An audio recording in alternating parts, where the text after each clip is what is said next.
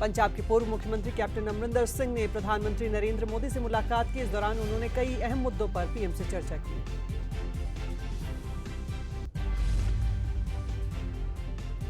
देश के गृह मंत्री अमित शाह 10 सितंबर को राजस्थान दौरे पर रहेंगे। इसी दौरान आपको बता दें कि अमित शाह मुख्यमंत्री अशोक गहलोत के गृह जिले जोधपुर में ओबीसी मोर्चा की राष्ट्रीय कार्यकारिणी की बैठक में भाग लेंगे।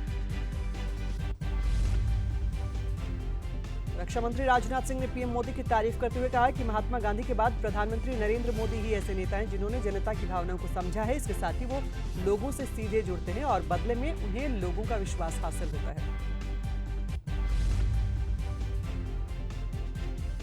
साथ ही रक्षा मंत्री राजनाथ सिंह ने पीएम मोदी की तारीफ करते हुए ये बताया कि पीएम मोदी लगातार जनता से जुड़ने की कोशिश करते हैं, जिसकी वजह से जनता का प्यार और साथ उन्हें मिलता है।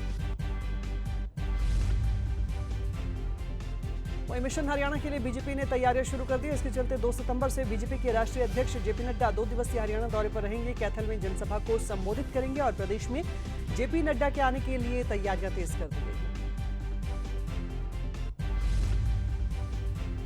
कांग्रेस के अध्यक्ष पद के लिए 17 अक्टूबर को वोटिंग होगी, 19 अक्टूबर को काउंटिंग होगी, 22 सितंबर को नोटिफिकेशन जारी होगा, 24 सितंबर से 30 सितंबर तक नॉमिनेशन भरे जाएंगे। रविवार को चुनाव की तारीख तय करने के लिए कांग्रेस वर्किंग कमेटी की बैठक भी हुई। इस बैठक में वीडियो कॉन्फ्रेंसिंग के जरिए सोनिया गांधी, राहुल गांधी और प्रियंका गांधी विदेश से जुड़े। कांग्रेस नेता और तिरुवनंतपुरम से सांसद शशि थरूर कांग्रेस अध्यक्ष के पद पर चुनाव लड़ सकते हैं। हालांकि उन्होंने अभी इस पर अंतिम फैसला नहीं किया है। सूत्रों के हवाले से ये जानकारी मिली है कि शशि थरूर जल्द इस पर फैसला ले सकते हैं। साल 2002 के गुजरात दंगों के बाद दाखिल याचिकाओं को सुप्रीम कोर्ट ने बंद कर दिया है। बता दें कि इन सभी याचिकाओं में सुप्रीम कोर्ट से मामले की अपनी निगरानी में जांच करवाने की मांग की गई थी। इसके लिए सुप्रीम कोर्ट ने साल 2008 में विशेष जांच दल का गठन किया था।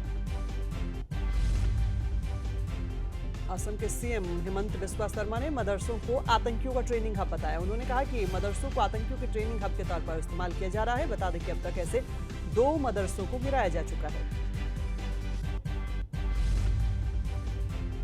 झारखंड में दुमका में अंकिता सिंह हत्याकांड को लेकर सियासत गर्मा गई है। विपक्ष के नेताओं ने सरकार को घेरना शुरू कर दिया है। झारखंड के पूर्व मुख्यमंत्री रघुवर दास ने कहा कि दुमका की घटना से मानवता, समाज और झारखंड शर्मसार हुआ है। राज्य में आदिवासी बच्चियों, महिलाओं के साथ ज्यादा मामले सामने आ रहे हैं।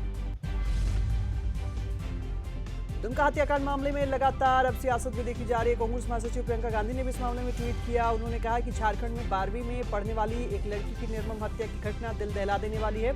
अपराधियों को सख्त सजा मिलनी चाहिए। प्रियंका गांधी ने कहा कि अपराध की रोकथाम और न्याय के लिए जरूरी है कि महिलाओं के खिलाफ अपराध की घटनाओं में सख्त और जल्द कानूनी प्रक्रिया पूरी की जाए। झारखंड के दुमका में अंकिता का सोमवार सुबह अंतिम संस्कार किया गया था। उसके दादा ने मुखाग्नि दी। कड़ी सुरक्षा में उसकी अंतिम यात्रा निकाली गई।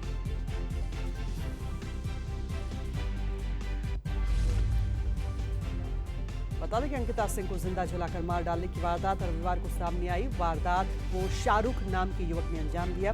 अंकिता पर शाहरुख ने फोन पर बातचीत करने के लिए दबाव बनाया था। अंकिता नहीं मानी तो शाहरुख ने उसके घर में घुसकर पेट्रोल छिड़क कर जिंदा जला दिया। दिल्ली में मनीष सिसोदिया की बर्खास्तगी को लेकर बीजेपी ने प्रदर्शन किया। बता दें कि बीजेपी का यह प्रदर्शन केजरीवाल के आवास के बाहर हुआ। इस प्रदर्शन में बीजेपी विधायकों के साथ सांसद रमेश बिधूड़ी भी शामिल रहे। बीजेपी ने दिल्ली की नई आबकारी नीति मामले में राज्य के सीएम अरविंद केजरीवाल और डिप्टी सीएम मनीष सिसोदिया पर बड़ा हमला बोला। बता दें कि बीजेपी सांसद मनोज तिवारी ने केजरीवाल और सिसोदिया को भ्रष्टाचार का ट्विन टावर कहा है। मनीष सिसोदिया के लॉकर की करीब 2 घंटे तक जांच की गई, जिसके बाद सिसोदिया ने बीजेपी पर तंज कसा और कहा कि इस बार की टीम को जांच में कुछ नहीं मिला है। साथ ही सिसोदिया ने सीबीआई पर केंद्र का दबाव होने की बात कही। कांग्रेस से इस्तीफा दे चुके वरिष्ठ राजनेता गुलाम नबी आजाद ने कांग्रेस के राष्ट्रीय अध्यक्ष राहुल गांधी पर जमकर निशाना साधा। गुलाम नबी आजाद ने कहा कि राहुल संगठन के लिए ठीक नहीं है, वो केवल धरना देने के लिए बेहतर है। दिल्ली में आबकारी नीति में कथित घोटाले के आरोपों का सामना कर रही आम आदमी पार्टी को अब अन्ना हजारे ने चिट्ठी लिखते हुए निशाना साधा है। अन्ना हजारे ने सीएम केजरीवाल की बड़ी बड़ी बातों का कोई असर न दिखने की बात कही। इसके साथ ही अन्ना हजारे ने सीएम को चिट्ठी के जरिए शराब से जुड़ी समस्याओं को लेकर सुझाव भी दिए। गुरुग्राम में पंचायत चुनाव को लेकर बीजेपी की अहम बैठक हुई। बता दें कि बैठक में 5 जिलों के मंडल अध्यक्ष और प्रभारी शामिल रहे। इसके अलावा मीटिंग में आगामी चुनाव को लेकर रणनीति बनाई गई। दिल्ली जयपुर हाईवे पर बड़ा सड़क हादसा हो गया। बता दें कि हरियाणा रोडवेज की बस के फ्लाईओवर से नीचे गिरने से यह हादसा हुआ। इस हादसे में 2 की मौत, 13 लोग घायल बताए जा रहे हैं। वहीं हादसे पर सीएम मनोहर लाल ने भी दुख जताया है। बात करते हैं सोनाली मौत मामले की। सीएम मनोहर लाल को सोनाली केस से जुड़ी सभी रिपोर्ट भेज दी गई है। बता दें कि गोवा पुलिस हरियाणा पहुंचकर सोनाली के परिजनों से पूछताछ करेगी। इसके साथ ही पुलिस आरोपी सुधीर और सुखविंदर के घर पूछताछ के लिए भी जाएगी। गोवा के मुख्यमंत्री की तरफ से मंगलवार को कहा गया कि उनकी सरकार ने बीजेपी नेता सोनाली फोगाट की कथित हत्या की जांच से जुड़ी गोपनीय रिपोर्ट हरियाणा के मुख्यमंत्री और पुलिस महानिदेशक को सौंप दी है। सोनाली फोगाट के भाई रिंकू ढाका का आरोप है कि सोनाली मौत मामले में काफी सबूत पहले ही मिल चुके हैं। उन्होंने मांग की है कि गोवा पुलिस परिवार को साथ लेकर जांच करे और इसके साथ ही रिंकू ढाका ने कहा कि गुरुग्राम में सोनाली के फ्लैट को भी उनके परिवार की मौजूदगी में खोला जाए। हरियाणा के नगर निकाय मंत्री कमल गुप्ता ने पीएम मोदी की तारीफ करते हुए कहा कि देश को आजाद हुए 75 साल हो चुके हैं, लेकिन देश को स्वाभिमान प्रधानमंत्री नरेंद्र मोदी ने दिलवाया है। आपको बता दें कि कमल गुप्ता भिवानी के बंसीलाल यूनिवर्सिटी में आयोजित विचार गोष्ठी कार्यक्रम में पहुंचे थे। इस कार्यक्रम के दौरान उन्होंने यूनिवर्सिटी के छात्रों से बातचीत भी की।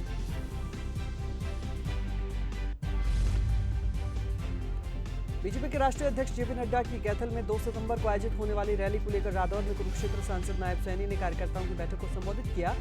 इस दौरान उन्होंने स्थानीय लोगों की समस्याओं को सुना। खस्ता हाल इसके मार्ग का मुद्दा उठाया। इस मार्ग को दुरुस्त करने की मांग की गई।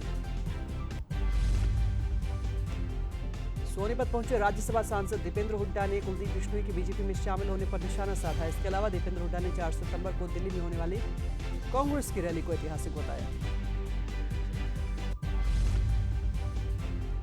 प्रदेश में सर्व कर्मचारी संघ के प्रदेश अध्यक्ष सुभाष लांबा ने प्रेस कॉन्फ्रेंस को संबोधित करते हुए कहा कि इलेक्ट्रिसिटी अमेंडमेंट बिल 2022 लागू होने से बिजली का रेट टैरिफ निश्चित तौर पर बढ़ेगा। साथ ही सुभाष लांबा ने यह भी कहा कि सरकारी कर्मचारियों की पुरानी पेंशन बहाली की मांग को लेकर गंभीर नहीं सरकार। दिल्ली के डिविजनल रेलवे के मैनेजर डिम्पी गर्ग ने पलवल रेलवे स्टेशन का औचक निरीक्षण किया। इस निरीक्षण में उन्होंने रेलवे अधिकारियों को रेलवे स्टेशन पर हो रही खामियों को जल्द दूर करने के निर्देश दिए। पानीपत के सिविल अस्पताल में बच्चा बदलने के मामले पर हंगामा हुआ। इसराना के रहने वाले दंपति ने अस्पताल में बच्चा बदलने का आरोप लगाया। परिवार का कहना है कि बच्चे के हाथ पर जो टैग था उसमें मां का नाम अलग था। इसके अलावा बेटी के टैग में मेल लिखा गया था। परिवार को शक है कि उनका बेटा हुआ था, लेकिन अस्पताल प्रशासन ने सफाई दी कि ये क्लैरिकल गलती हो सकती है। आपको बता दें कि इसराना के इस दंपति की 6 बेटियां हैं। अब इनकी शिकायत है कि अस्पताल में बेटा हुआ था, लेकिन उन्हें बेटी दे दी गई, जिसके बाद परिवार ने अस्पताल में जमकर बवाल किया। चंडीगढ़ में एक तरफ बस स्टॉप को स्मार्ट बनाने का दावा किया जा रहा है, दूसरी तरफ अधूरे बस स्टॉप लोगों के लिए परेशानी बन रहे हैं। स्थानीय लोगों की शिकायत है कि पुराने बस स्टैंड को अभी तक ठीक नहीं किया गया। वहां छतों पर शेल्टर नहीं है, बारिश में लोग परेशान होते हैं। दूसरी तरफ पुराने बस स्टैंड पर अक्सर भिखारी और नशेड़ियों का जमावड़ा रहता है। आगामी विधानसभा चुनाव को लेकर हिमाचल में बीजेपी एक्टिव मोड में नजर आ रही है। इसी को लेकर भाजपा प्रदेश चुनाव प्रबंधन समिति के अध्यक्ष राजीव बिंदल ने प्रदेश में बैठक का आयोजन किया। इसमें चुनाव के सफल प्रबंधन को लेकर पूरी रणनीति तैयार की गई।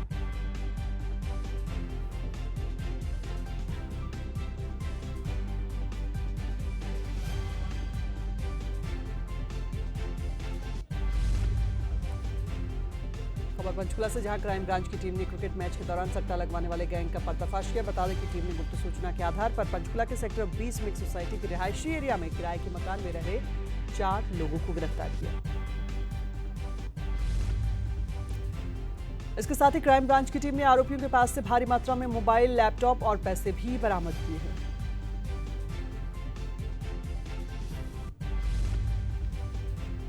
फरीदाबाद में हीरापुर गांव में स्कूल में टीचर्स की कमी से नाराज छात्रों और ग्रामीणों ने सरकारी स्कूल के गेट पर ताला लगाते हुए जमकर नारेबाजी की। वहीं छात्रों के प्रदर्शन को देखते हुए शिक्षा अधिकारी ने लिखित में छात्रों को स्कूल में टीचर्स के आने का आश्वासन दिया।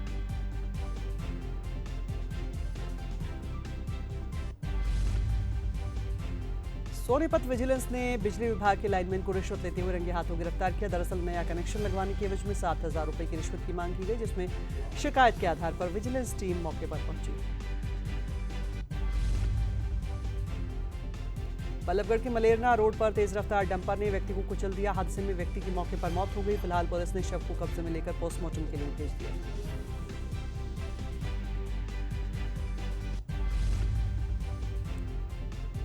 यमुनानगर में एक हत्याकांड मामले में पुलिस को कामयाबी मिली। स्पेशल सेल की टीम ने दिल्ली पुलिस की मदद से हत्या के आरोपी सुमित राणा और पीयूष यादव को गिरफ्तार किया है। फिलहाल पुलिस ने आगामी कार्रवाई करते हुए दोनों को पुलिस रिमांड पर ले लिया है। बहादुरगढ़ में अवैध रूप से चल रही पैकेज्ड ड्रिंकिंग वाटर फैक्ट्री पर सीएम फ्लाइंग ने छापा मारा। इस छापेमारी में सीएम फ्लाइंग टीम के साथ फूड एंड सेफ्टी विभाग की टीम भी शामिल रही। बताया जा रहा है कि टीम को फैक्ट्री संचालक के पास फैक्ट्री चलाने का कोई लाइसेंस नहीं मिला।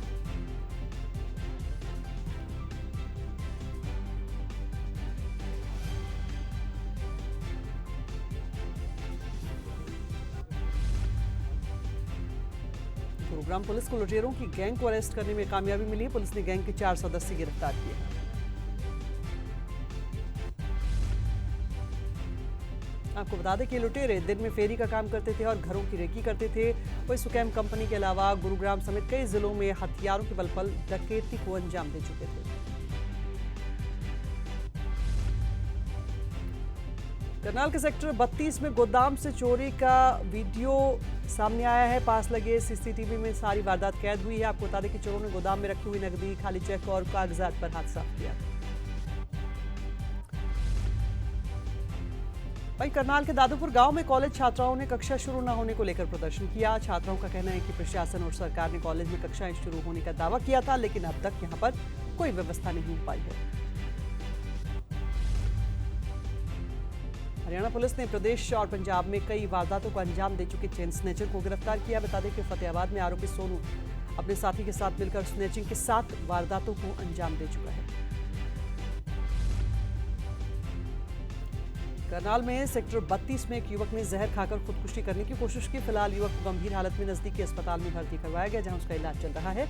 बताया जा रहा है कि पीड़ित युवक एक महिला के साथ प्रेम प्रसंग उसका चल रहा था, जिसके चलते उसने इस वारदात को अंजाम दिया।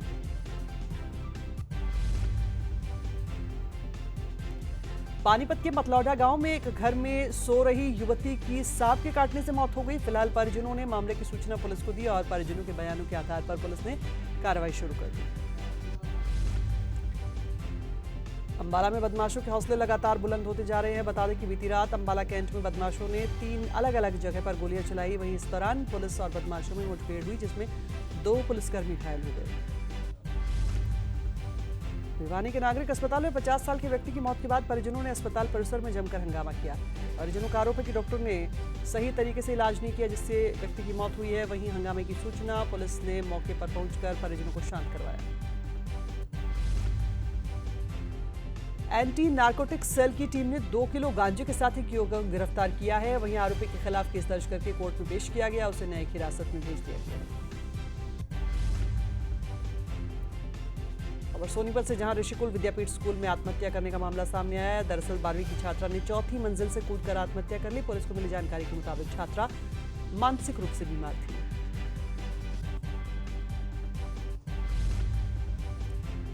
सूचना मिलने के बाद पुलिस ने मौके पर पहुंचकर शव को कब्जे में लेकर पोस्टमार्टम के लिए भिजवा दिया। फिलहाल पुलिस मामले की जांच में जुट गई है।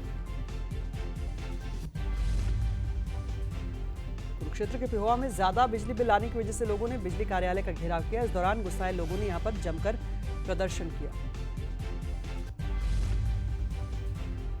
बहादुरगढ़ की एचएल सिटी के एनसीआर 2 फ्लैट के मालिकों ने स्थानीय रेजिडेंट वेलफेयर एसोसिएशन पर गंभीर आरोप लगाए। लोगों का कहना है कि आरडब्ल्यूए ने लोगों से मेंटेनेंस तो इकट्ठा कर लिया है, लेकिन उनके पानी के बिलों का भुगतान कंपनी को नहीं किया गया।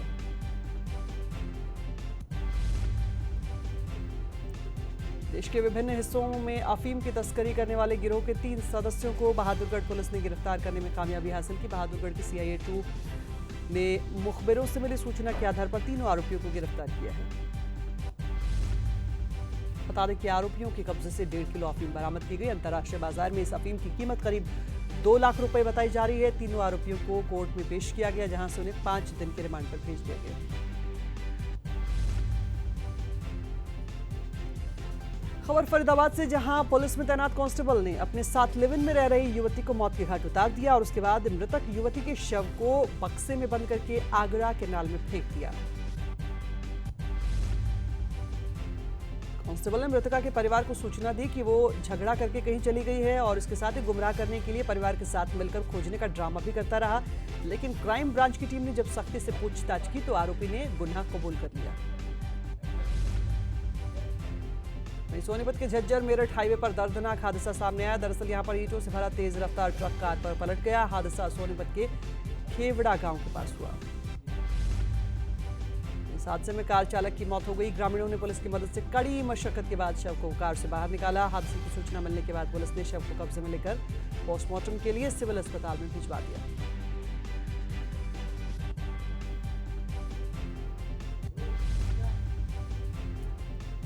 नोएडा के बाद गुरुग्राम में भी थप्पड़ कांड सामने आया। गुरुग्राम की एक सोसाइटी में 39 साल के शख्स पर सिक्योरिटी गार्ड के साथ मारपीट करने का आरोप लगा। इस मामले में गार्ड की शिकायत पर पुलिस ने केस दर्ज करके आरोपी को गिरफ्तार किया। वहीं बता दें कि आरोपी को जमानत भी मिल गई। मामला गुरुग्राम के सेक्टर 50 में क्लाउज नॉर्थ सोसाइटी का है। गार्ड के साथ मारपीट करने का आरोप वरुण नाथ पर लगा है। वरुण नाथ बिजनेसमैन है जो कि द क्लाउज नॉर्थ सोसाइटी में ही रहता है। तमिलनाडु में आयोजित नेशनल किक बॉक्सिंग टूर्नामेंट के फाइनल मुकाबले में हरियाणा की जीवनजोत कौर ने गोल्ड मेडल जीता है। इसके बाद पूरे फरीदाबाद में खुशी की लहर। इसके साथ ही कई सामाजिक संगठनों ने जीवनजोत कौर को सम्मानित भी किया। दिल्ली में आयोजित international professional night for boxing championship में भिवानी के रोहित सोलंकी ने चैंपियन बेल्ट जीती। इस मौके पर खेल प्रेमियों ने रोहित का भिवानी पहुंचने पर गाजीबाजी के साथ फूलमाला पहनाकर विजय जुलूस निकाला। करनाल में गणेश चतुर्थी की तैयारियां जोर शोर से चल रही है। इस मौके पर करनाल में मूर्तिकार एक से एक बढ़कर मूर्तियां बना रहे हैं। तो देश भर में गणेश चतुर्थी को लेकर मंदिरों के साथ साथ घरों में भी पूजा पाठ की तैयारियां शुरू हो गई। इस बार गणेश चतुर्थी 31 अगस्त को है। इस दिन गणपति को विराजमान करने के साथ साथ 10 दिनों के दौरान विधिवत पूजा अर्चना की जाएगी। बता दें कि कोरोना महामारी के बाद लोगों को त्योहारों को मनाने का अवसर मिल रहा है। इसे लेकर लोगों में भारी उत्साह है। वहीं गणेश चतुर्थी को लेकर बाजार भी सजने लगे हैं। बीते कई सालों की तरह इस बार भी ये त्योहार धूमधाम से मनाया जाएगा। देश भर में गणेश चतुर्थी की तैयारियां जोर शोर से चल रही हैं। अम्बाला के बाजारों में भी छोटे से लेकर बड़े साइज के गणेश भगवान की मूर्तियां मिल रही हैं। मूर्तिकारों ने इन मूर्तियों को सुंदर ढंग से सजाया है। कर्नाटक में सोमवार को भी भारी बारिश जारी रहने की वजह से हाईवे पर पानी भर गया। स्कूलों और कॉलेजों में छुट्टी घोषित कर दी गई। भारतीय मौसम विभाग ने राज्य में अगले 4 दिनों तक लगातार बारिश की चेतावनी दी है।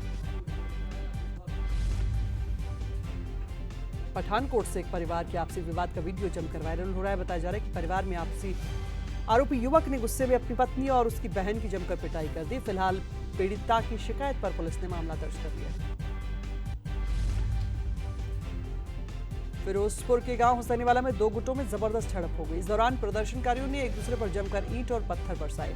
जानकारी के मुताबिक दोनों गुटों ने पुरानी रंजिश के चलते एक दूसरे पर जानलेवा हमला किया, जिसमें कई लोग गंभीर रूप से घायल हो गए। झड़प का वीडियो सामने आने के बाद पुलिस ने दोनों गुटों के खिलाफ कार्रवाई की और मामला दर्ज कर लिया।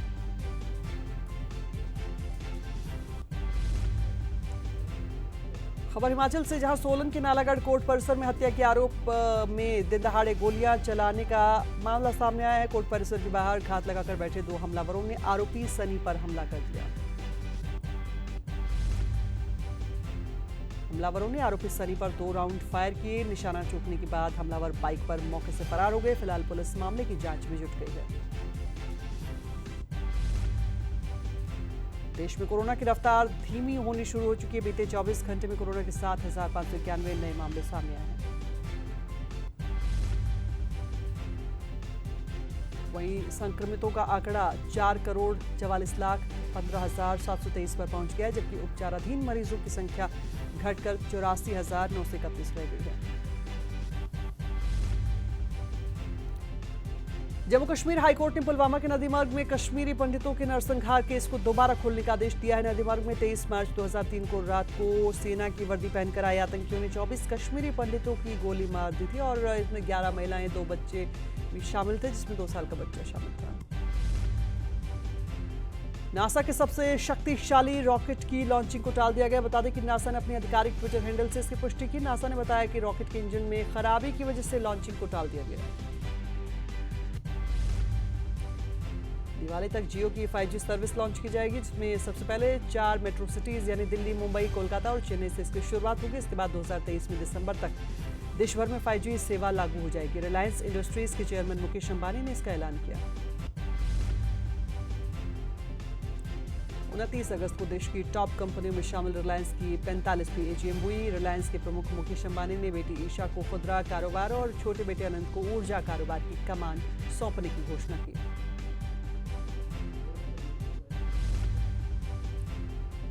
इराक में पावरफुल शिया मुस्लिम धर्मगुरु मुक्तदा अल सदर ने राजनीति छोड़ने का ऐलान कर दिया। इसके बाद इराक में स्थिति बिगड़ गई।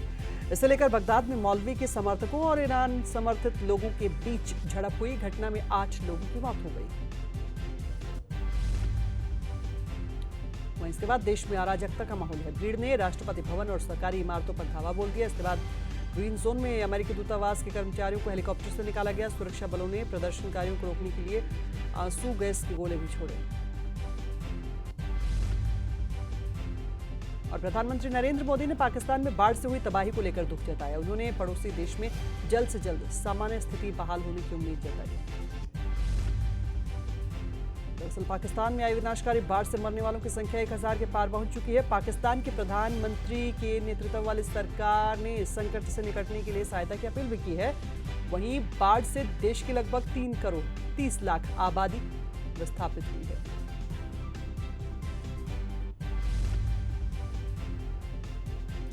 सोमवार को बड़ी गिरावट के बाद अगले ही दिन भारतीय शेयर बाजार ने शानदार वापसी की। मंगलवार को निवेशकों की ओर से भारी खरीदारी के चलते मंगलवार का दिन बाजार के लिए अच्छा साबित रहा।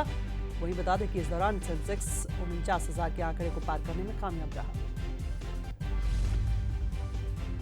भारतीय अरबपति Gautam Adani Bloomberg billionaires index के टॉप 3 में शामिल हो गए हैं। बता दें कि गौतम अडानी ने मुकाम अर्नोल्ट को पछाड़ कर किया है। वहीं आपको ये बता दें कि बिलियनियर्स इंडेक्स में मस्क और बेजोस के बाद गौतम अडानी तीसरे नंबर पर हैं।